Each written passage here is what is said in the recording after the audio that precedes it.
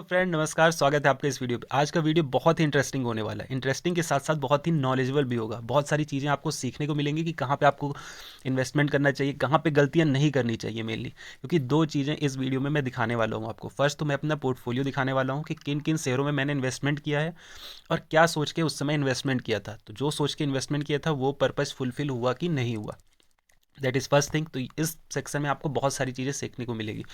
और second thing is कि 2021 में मैंने कितना इन्वेस्टमेंट से प्रॉफिट बनाया, डायरेक्ट शेयर मार्केट में इन्वेस्टमेंट करके, डायरेक्ट स्टॉक्स में।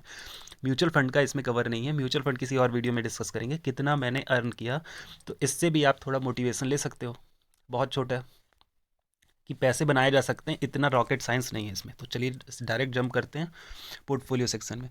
तो ये आज है 6 फरवरी, अभी मार्केट ओपन है। मार्केट की कंडीशन क्या है? मार्केट है अभी 164 पॉइंट नीचे, और अपने पोर्टफोलियो की क्या कंडीशन? अपना पोर्टफोलियो 485.493 पॉइंट ऊपर। चलिए अच्छी बात है। अभी प्रॉफिट है एट प्रेजेंट कंडीशन में 16%, अप्रॉक्स 22,066। बट ये पूरे साल का प्रॉफिट नहीं है, ये अभी का प्रॉफिट है कि इतना अभी इन्वेस्टमेंट का आपका प्रॉफिट ये निकल रहा है। बट साल भर में बहुत सारे ट्रांजेक्शन हुए हैं, बहुत सारी चीज़ें मैंने सेल की है, परचेस की है, फिर सेल की है, तो बहुत सारी रीसेलिंग हुई। तो ये साल भर का नहीं है, अभी एट प्रेजेंट है, तो इसमें मत जाना आप। फर्स्ट थिंग डिस्कस करते हैं कि इनकम होती क्या है, प्रॉफिट आपको अर्न कहाँ कहाँ से मिलता है। प्रॉफिट दो तरीके से कमा सकते हैं शेयर मार्केट से। फर्स्ट, आप इन्वेस्टमेंट करोगे तो आपको डिविडेंड मिलेगा। अच्छी कंपनी के साथ रहोगे तो प्रॉफिट अर्न करेगी, तो आपके साथ भी शेयर करेगी, तो डायरेक्ट अकाउंट में आएगा, डिविडेंड खाओ आराम से बैठ के। ना सेल करने की दिक्कत, ना किसी की, शेयर भी हैं, पैसे भी आ रहे हैं। और सेकेंड है, या फिर आप सेल कर दो, तो सेल करने में आपका जितना डिफरेंस रहेगा तो वो आपको प्रॉफिट परसेंटेज आपको मिल जाएगा। तो ये दो चीज़ों से प्रॉफिट अर्न किया जाता है। अब मैं अपना डिस्कस करता हूँ कि कौन कौन से शेयर इन्वेस्टमेंट किए थे, कितना उसमें क्या सोच के उससे मैं इन्वेस्टमेंट किया गया था। First thing is ABC capital. ABC capital में इन्वेस्टमेंट किया गया था। इनका एक आईपीओ आ रहा था, इनके म्यूचुअल फंड यूनिट का। तो उसका इम्पैक्ट होगा कि नहीं वो मुझे देखना था, उसके कारण मैंने इसमें इन्वेस्टमेंट किया था। अच्छा, कोई घाटा हुआ नहीं, 10.17% प्रॉफिट में है एट प्रेजेंट अभी। तो चलिए, सेटिस्फैक्ट्री परफॉर्मेंस है। अप्रॉक्स एफडी से तो डबल अभी भी दे रहा है। अब सेकेंड है बैंक इंडिया। तो इसमें इन्वेस्टमेंट किया गया था जब प्राइवेटाइजेशन की बात हो रही थी बैंकों की, तो उस समय इसमें इन्वेस्टमेंट किया गया था। स्टार्टिंग में तो ये वेरी शॉर्ट टर्म के लिए मैंने इन्वेस्टमेंट किया था। स्टार्टिंग में तो ये अप हुआ, बट आदमी का लालच, उस समय मैंने बेचा नहीं। मैं सोचा कि और ऊपर जाएगा और ऊपर जाएगा, देखते कहाँ तक जाए, क्योंकि बहुत छोटा अमाउंट इन्वेस्टमेंट किया गया था, तो कुछ भी उस समय नहीं बेचा। तो 35% के लास्ट में। ठीक है। भारतीय एयरटेल। भारतीय एयरटेल में देखोगे तो आप है अभी अप्रॉक्स 30% का प्रॉफिट। अभी जो ये 1% 2% ऊपर है, अभी इनका एक टावर बिजनेस है, उसमें कुछ स्टेक सेल किया, तंजानिया या फिर किसी और कंट्री में होगा। आप देखना इसमें तो बहुत सारे शेयर में आपको लॉस भी दिखेगा, लेकिन आप टोटल पोर्टफोलियो में देख रहे हो तो 16% प्रॉफिट है। इसलिए आपको डाइवर्सिफाइड करके रखना चाहिए। एक चीज़ फर्स्ट लर्निंग तो ये कि आपको अपना जो भी पोर्टफोलियो है उसमें डाइवर्सिफिकेशन होना चाहिए। उससे क्या होगा, कुछ शेयर अप होंगे, कुछ शेयर डाउन होंगे, क्योंकि आप 100% हर समय सही नहीं हो सकते। और सेकंड, इस तरह की कंडीशन भी नहीं होती कि सब शेयर हमेशा ऊपर हो। तो आपका जो पोर्टफोलियो रहेगा तो मैक्सिमम टाइम प्रॉफिट में रहेगा या फिर अच्छे में रहेगा। इतना बड़ा लॉस, अगर अभी मैं एक ही अमाउंट, पूरा अमाउंट इसमें इन्वेस्टमेंट कर देता तो सीधे 35% का मुझे लॉस हो जाता। बट ड्यू टू डाइवर्सिफिकेशन मुझे क्या है कि प्रॉफिट अभी दिख रहा है। क्योंकि कुछ, अगर आपके पास 10 शेयर हैं, उसमें से एक शेयर या दो शेयर भी चल गए ना, तो आप मान लो कि आपका पोर्टफोलियो प्रॉफिट में जाना है और आपको बैंक से ज़्यादा प्रॉफिट मिलना है। अब आते हैं और नीचे बीपीसीएल। बीपीसीएल में तो इन्वेस्टमेंट किया है, सोच के समझ के इन्वेस्टमेंट किया गया है। और ये जो 10% प्रॉफिट, ये 10% लॉस दिख रहा है, ये लॉस नहीं है। बताता हूँ कैसे। इसमें इन्वेस्टमेंट किया गया था ये सोच के इसको भी प्राइवेटाइजेशन होना है, बीपीसीएल का भी। तो उस समय क्या था, इसमें आने वाला था डिविडेंड। डिविडेंड के पहले से भी मेरा इन्वेस्टमेंट है। अब देखो, जो आपको लॉस बता रहा हूँ कैसे प्रॉफिट में है। आप इसका जब डिविडेंड देखोगे तो इसने देखो कितना ज़्यादा डिविडेंड दे दिया है। पहले 16 रुपये दिया, फिर 5 रुपये, फिर 35, 23, 5। सबको आप ऐड कर लेना, ऐड करके फिर निकालना, अप्रॉक्स 20% से भी ज़्यादा तो इसने डिविडेंड दे दिया है। तो ये लॉस शो हो रहा है। बट आप देखोगे तो मैं 10% प्रॉफिट में हूँ, क्योंकि 10%, 20% तो मेरे अकाउंट में पहले से ही ट्रांसफ़र कर दिया इन्होंने डिविडेंड के रूप में। ब्रिटानिया ब्रिटानिया अभी अपने लो के अप्रॉक्स ट्रेड कर रहा है। और सेकंड, जो भी आपका ऑयल, उसकी प्राइस बढ़ी हुई थी तो इनकी प्रॉफिटेबिलिटी में इम्पैक्ट आ रहा था। बट ये बहुत अच्छी कंपनी, मुझे बहुत अच्छी लगती है, इसलिए मैं इसमें इन्वेस्टमेंट अब इंक्रीज़ करना है। सेकेंड बीएसई तो अभी लेटेस्ट इन्वेस्टमेंट किया गया है कुछ दिन पहले। इसके पहले भी मैंने इन्वेस्टमेंट किया था बट सेल कर दिया था अप्रॉक्स 2000 रुपीज़ में। और इन्वेस्टमेंट किया था 500 रुपीज़ में और उसको सेल किया है 2000 रुपीज़ में, और ये अच्छा खासा मुझे प्रॉफिट दिया इस साल। एक अच्छी पिक रही बीएसई। फिर देखो बर्जर किंग, उसमें भी ये आईपीओ के समय ही इन्वेस्टमेंट किया गया था, आईपीओ के बाद, बट वो भी अभी लॉस में है। सी डी एस एल में देखोगे तो आपको 160% प्रॉफिट हो रहा है। इसका सेल भी बहुत सारा सेल कर दिया गया है, क्योंकि अभी एक जो कंडीशन चल रही है ना, मुझे लग रहा है कि अभी मार्केट बहुत ओवर वैल्यूड हो गया। और जिस तरह से कोविड के केस भी इंक्रीज़ हो रहे हैं, आज अभी देखा होगा कुछ देर पहले ही न्यूज आई कि अप्रॉक्स 1 लाख आज कोविड केस आए हुए हैं। तो अगर यही कंडीशन रही और इस सिचुएशन वर्स्ट हो गई ना, तो मार्केट कभी भी नीचे जा सकता है। इसलिए जो भी हैं जिसके पास पोर्टफोलियो प्रॉफिट में है या फिर बहुत अच्छे प्रॉफिट में है, तो आप कुछ परसेंटेज, पूरा नहीं खाली करो, कुछ परसेंटेज सेल करके अपना बेसिक अमाउंट तो निकाल ही सकते हो कि जितना आपने इन्वेस्टमेंट किया है उतना आपको निकल जाए, बाकी जितना फिर रहेगा प्रॉफिट से आपका है वो तो बचा रहेगा, तो आपको टेंशन भी नहीं होगा आपको। अब आते हैं सेंट्रल बैंक में वही प्राइवेटाइजेशन थीम पे इन्वेस्टमेंट उस समय किया गया था, जल्दी बेच भी देता तो प्रॉफिट भी एक समय हो रहा था, बट अभी रुके हुए हैं, देखते क्या होता है इसमें। चंबल फर्टिलाइजर में भी 180% प्रॉफिट है, बट इसका भी बहुत सारे अमाउंट मैंने बहुत सारी क्वांटिटी सेल कर दी है। सी एल एन इंडिया की सिर्फ 3 क्वांटिटी है, ये मैंने उस समय लिया था जब आपका डिविडेंड इसने दिया था 150 रुपीज़ के अप्रॉक्स। यहाँ 140 रुपीज़ का इसने इन्वेस्ट का डिविडेंड दिया था, 140, फिर 11, फिर 50, फिर 15। और अब आ गया है सी एल एन के बाद फिर कोल इंडिया के भी बहुत सारा। कोल इंडिया की मेरी इन्वेस्टमेंट थी 110 रुपीज़ की स्टार्टिंग में, फिर मैंने उसको सेल किया है अप्रॉक्स 150 के पास। फिर उसके बाद उस और कुछ अमाउंट बीच में भी लिया था, तो वही 10 क्वांटिटी बची हुई है। ईजी ट्रिप ईजी ट्रिप भी आईपीओ के समय परचेस किया था, वो भी अच्छे खासे प्रॉफिट में 214% प्रॉफिट हो गया है। फ्यूचर कंज्यूमर, फ्यूचर, एफ ये फ्यूचर के जितने भी स्टॉक हैं, ये इन्वेस्टमेंट किया था आपका जब डील हुई थी रिलायंस के साथ। फिर आ गया बीच में अमेज़न और अपना प्रॉफिट चला गया, बट इसमें लॉस इसके कारण नहीं हुआ।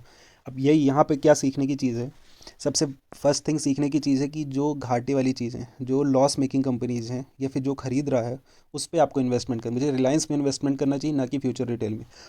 ठीक है, मैंने इन्वेस्टमेंट किया शॉर्ट टर्म सोच के कि अभी कुछ दिनों में 2-3 दिन में मैं सेल करके निकल जाऊंगा, बट क्या हुआ कि 2-3 दिन तक तो ये इंक्रीज़ हुआ, बट जैसे ही इंक्रीज़ हो रहा था तो लालच क्या है आदमी का बढ़ता रहता है कि देखते कब तक इंक्रीज़ होता है, फिर उसका लोअर सर्किट लगने लगे। और इसके बाद फिर टाइम ही नहीं लगा, बीच में मैं दूसरी जगह बिजी हो गया, और इसके कारण ये मेरी जितनी भी चारों इन्वेस्टमेंट है ये चली गई लॉस में। अदरवाइज़ इसमें अच्छा खासा 20 से 30% प्रॉफिट मैं बना लेता 2 से 3 दिन में। तो जो भी आप सोच के करो इन्वेस्टमेंट जिस चीज़ में, अगर शॉर्ट टर्म में कर रहे हो, फिर शॉर्ट टर्म में ही करो कि जैसे ही प्रॉफिट मिले फिर निकल जाओ, एग्जिट हो जाओ। अगर उस चीज़ को लॉन्ग टर्म के लिए सोचोगे बिना कुछ रिसर्च किए हुए, तब आपको 100% घाटा होगा। तो घाटा आपके सामने दिख रहा है, 65% घाटे में। हिंदुस्तान पेट्रोलियम, ये भी अच्छा डिविडेंड इन्होंने दिया हुआ है, 3% तो यहाँ पे दे रहे हैं। इनका डिविडेंड भी अप्रॉक्स 23, यहाँ 22.75 अभी दिया है, इसके पहले 9.75 दिया हुआ था। अब हिंदुस्तान पेट्रोलियम के बाद हिंदुस्तान यूनिलीवर, ये अभी का इन्वेस्टमेंट है कुछ दिन पहले। HSIL, ये बहुत अच्छा शेयर है, इसकी यूनिट थी मेरे पास 400 यूनिट, 73 के प्राइस में, 300 मैंने सेल कर दी हैं। और इस प्राइस में नहीं, 218 से भी ऊपर है, प्लस 220 से 225 में सेल किए। तो ये बहुत अच्छा शेयर लगा। और साथ साथ इसने क्या दिया था, अभी बीच में डिविडेंड दिया था 4 रुपीज़ का। तो आप देखो, एक शेयर अच्छा निकल जाता है ना, तो पूरा पोर्टफोलियो आपका ग्रीन में आ जाता है। अब IFCI, इसके बाद इन्वेस्टमेंट है 20 क्वांटिटी, बहुत छोटी क्वांटिटी है। इंडस टावर अभी स्टार्ट किया, लेटेस्ट इन्वेस्टमेंट, इसमें मुझे और स्टेक इंक्रीज़ करना है आने वाले समय में। फिर है इन्फोसिस, ये तो स्टार्टिंग से इन्फोसिस को कोई ज़रूरत ही नहीं कि वो इसमें इन्वेस्टमेंट किया, बहुत पहले का इन्वेस्टमेंट है। इसके बाद इरकॉन, इससे एग्जिट होना है, जितना जल्दी से जल्दी, जैसे ही प्रॉफिट में आएगा इसको निकल जाना है। ITC, इसकी क्वांटिटी भी इंक्रीज़ करनी है, ये भी 1% घाटे में दिख रहा होगा, बट इसने डिविडेंड भी दिया था बीच में। अब है सबसे बेस्ट शेयर औरम, ये कंपनी का नाम चेंज हो गया है, पहले इसका नाम था, क्या नाम था, मेजेस्को पहले इसका नाम था, अब ये औरम हो गई है। और ये कंपनी ने अपना पूरा जितना भी बिजनेस है ना उसको कर दिया है सेल, और बिजनेस सेल करके जितना भी पैसा है वो सभी शेयर होल्डर में डिस्ट्रीब्यूट कर दिया था। अभी कुछ प्रॉपर्टीज़ बची हुई हैं, उसको भी ये सेल करके डिस्ट्रीब्यूट करेंगे, ऐसा कहना था। तो कितना इन्होंने डिविडेंड दिया था, 974 रुपीज़ का डिविडेंड दिया था। और अब देखो 974, इन्वेस्टमेंट मैंने कितने में किया था, 980 में, मतलब 6 रुपये का एक शेयर पड़ा, और अभी वैल्यू है 161 रुपीज़ एक शेयर की। तो इतना प्रॉफिट हुआ था छोटी सी चीज़ में, जीरो इन्वेस्टमेंट में। फिर है मारिको। मारिको में भी अच्छा खासा प्रॉफिट हो गया है, और अभी कुछ मैंने सेल्फ घटा भी दिया है, क्योंकि अभी इनके जो प्रॉफिट के नंबर आए हुए हैं, आपने देखा ही होगा, प्रॉफिट भी डाउन है और प्रॉफिट परसेंटेज इनका भी घट रहा है महंगाई के कारण। फिर है मुथूट फाइनेंस। मुथूट फाइनेंस का भी एक लाइसेंस कल जो है कि रद्द कर दिया गया है किसी का, देखना कल आरबीआई की न्यूज़ थी। बट 30% प्रॉफिट में बहुत अच्छी कंपनी है। नेशनल एल्यूमिनियम, इसने भी अच्छा खासा पैसा बनाया है, डबल करके दिया है। इसकी भी अच्छी खासी क्वांटिटी थी मेरे पास सिर्फ, लेकिन इतनी ही अभी छोड़ा हुआ हूँ। फिर है नौकरी डॉट कॉम। नौकरी डॉट कॉम की 3-4 क्वांटिटी थी, जिसमें से सिर्फ एक ही बची है, और ज़्यादा प्रॉफिट में नहीं, अप्रॉक्स 30% प्रॉफिट है, 26% प्रॉफिट में मैंने सेल किया था, अभी 13% में। पॉलिसी बाजार, ये भी लेटेस्ट 2-3 दिन पहले इन्वेस्टमेंट किया हुआ है पॉलिसी बाजार में। 3 दिन में नहीं हुई, कुछ दिन, शायद एक वीक या 2 वीक हो चुके हैं। इसमें और स्टेक इंक्रीज़ करना है। स्टेक क्यों इंक्रीज़ करना है, दो रीज़न है। फर्स्ट कि मुझे इनका बिज़नेस बहुत अच्छा लगता है, क्योंकि आप जब भी सर्च करो, एक तरीके का मोनोपोली बिजनेस है। जब भी आप सर्च करोगे, कोई भी आप हेल्थ इंश्योरेंस या फिर इंश्योरेंस सर्च करो, तो सबसे पहले आपको पॉलिसी बाजार ही दिखेगा ट्रस्टेड। और बहुत दिनों से मैं जान रहा हूँ पॉलिसी बाजार, यूज भी करता हूँ, यूज भी किया हुआ हूँ, तो इनकी सर्विसेज मुझे बड़ी अच्छी लगती है। आपका जो पेटीएम है उससे ज़्यादा अच्छा बिजनेस मुझे पॉलिसी बाजार का लगता है। अभी नहीं, बट कमिंग डेज में जब भी लोग अवेयर होंगे, तो इन्वेस्टमेंट की ओर उनका जब नज़रिया चेंज होगा, तो पॉलिसी बाजार सबसे बड़ा बेनिफिशियरी हो सकता है। प्लस ये क्रेडिट कार्ड इन सब वाले बिजनेस में भी आ रहे हैं, तो ये बहुत अच्छा है। मुझे तो कंपनी बड़ी अच्छी लगती है। अभी इसमें इन्वेस्टमेंट करना है। पीवीआर, इसमें भी इन्वेस्टमेंट इंक्रीज़ करना है, क्योंकि फिर बाद में ये इस वैल्यू में नहीं मिलेगी आपको।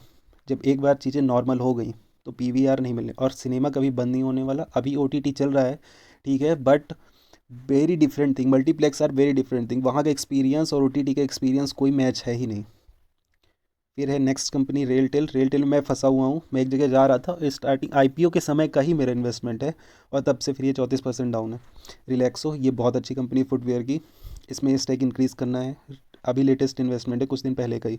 रिलायंस, कोई इंट्रोडक्शन की ज़रूरत है नहीं। रतन इंडिया, रतन इंडिया में क्यों इन्वेस्टमेंट किया बताता हूँ। रतन इंडिया में इन्वेस्टमेंट करने के दो रीज़न है। फर्स्ट तो इलेक्ट्रिक व्हीकल का जो सेगमेंट में इलेक्ट्रिक बाइक इन्होंने बनाई है एक, आर्थर करके शायद है, वो उसकी प्री बुकिंग हो जाती है जब भी आती है, फर्स्ट। सेकंड है, ये ड्रोन बिजनेस में जा रहे हैं, तो ये बहुत अच्छा है। इसलिए मुझे ये कंपनी बड़ी अच्छी लगती है कि लेटेस्ट टेक्नोलॉजी में ये फोकस कर रहे हैं, सोच रहे हैं आर एंड डी में भी। तो उसमें इन्वेस्टमेंट किया था, तो अच्छा खासा प्रॉफिट है। 24% प्रॉफिट विद इन 1 ईयर, कोई कम नहीं होता। एस बी आई लाइफ, ये तो पहले का इन्वेस्टमेंट है, तो इसमें से 57%। एस सी आई, ये भी प्राइवेटाइजेशन इसका भी होना है, तो 7.65%। एस आई एस आप क्या काम करती है, आपने देखा होगा कि जो भी एटीएम रहते हैं, उसमें जो नोट लेके आते हैं ना बैंक से या फिर कहीं से, उसमें जो फिल करने का काम करती है, वो एजेंसी रहती है एस आई एस। मैक्सिमम जगह मैंने देखा, और दूसरी एजेंसी भी हैं, बट ये सबसे बड़ी बिजनेस ग्रुप है इस फील्ड में। तो उन्होंने 13% का तो अभी मुझे रिटर्न दे रहे हैं, क्योंकि इंडिया में कैश का तो कम होना नहीं, कितना भी डिजिटलाइजेशन हो जाए। डिजिटलाइजेशन का इम्पैक्ट हो रहा है, बट तब भी जो भी सर्कुलेशन है मनी का, प्रिंटेड मनी का जो सर्कुलेशन, वो भी अभी बहुत ज़्यादा है, तो एटीएम का यूज़ तो होगा ही। Tata motor DVR, normal same आपका इलेक्ट्रिक व्हीकल के में इन्वेस्टमेंट मैंने स्टार्ट किया, तो टाटा मोटर मुझे सबसे सही लगा। अभी कुछ शेयर बेच भी दिए थे, पहले मुझे बहुत लो में ख़रीदा था, फिर बेच दिया था, फिर अब लग रहा है कि अब गलती की हो, क्योंकि ईवी में ये बड़ा अच्छा काम कर रहे हैं। टाटा पावर, टाटा पावर का मैं बताता हूँ इन्वेस्टमेंट मेरा किस अमाउंट में था। अप्रॉक्स 60 रुपीज़ या 70 रुपीज़ पे मेरा इन्वेस्टमेंट था, और उसको मैंने सेल कर दिया था फिर 60-70 रुपीज़ को 150 रुपीज़ में, 100 रुपीज़ पर शेयर, और अच्छा खासा अमाउंट था शेयर का। और आज मुझे ये देख के पछतावा होता है रोज़ कि 225 रुपये हो गया। तो जल्दी से नुकसान भी हो जाता है इसी चक्कर में। फिर मैंने ऊपर के प्राइस में शेयर खरीदे हैं 17% में, क्योंकि अब ये कंपनी इतना अच्छा काम कर रही है। फर्स्ट तो रिन्यूएबल एनर्जी की ओर फोकस्ड है इनका। सेकेंड, चार्जिंग स्टेशन जो प्लेस कर रही जगह, सबसे बड़े चार्जिंग स्टेशन का नेटवर्क इनके पास है, तो बड़े तेज़ी से ये काम कर रही है। Second, roof top solar panel में भी सबसे बड़ी कंपनी है आज के समय में। Vedanta limited, VDL, VDL investment किया था, अभी इनके प्रमोटरों ने कुछ स्टेक खरीदा हुआ था, उसके बाद ही मैंने इन्वेस्टमेंट किया। उसके और कुछ शेयर पहले का पड़ा हुआ था, अप्रॉक्स 10 या 15 शेयर। और विप्रो, विप्रो बहुत पहले का है, जब इन्होंने बोनस बोनस इशू किया था या फिर बाय बैक किया था, उस समय का। तो ये टोटल शेयर थे। देखते देखते ही अपने पोर्टफोलियो का प्रॉफिट इंक्रीज के हो के 611 हो गया, और साथ ही साथ अपना 16.11% हो गया। तो ये फ्लक्चुएसन तो होता रहेगा।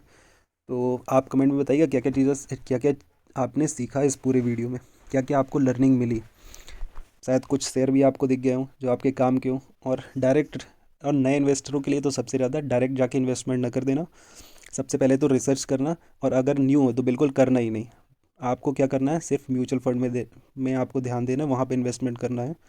और अभी ये सब आप लर्न करो। लर्न करने के बाद जब आप समझने लगो चीज़ों को कि क्या हो रहा है, क्या हो सकती प्रॉबिलिटी, बिजनेस आपको समझ में आने लगे, तब इन्वेस्टमेंट करना डायरेक्ट स्टॉक्स में। अदरवाइज थोड़ी सी भी चूक हुई नहीं तो बहुत बड़ा अमाउंट लॉस कर जाओगे। So that's all for today's video. I hope कि आपको वीडियो अच्छा लगा होगा और कुछ सीखने को मिला होगा। कुछ सीखने को मिला तो must like and subscribe to our YouTube channel. Thank you for watching.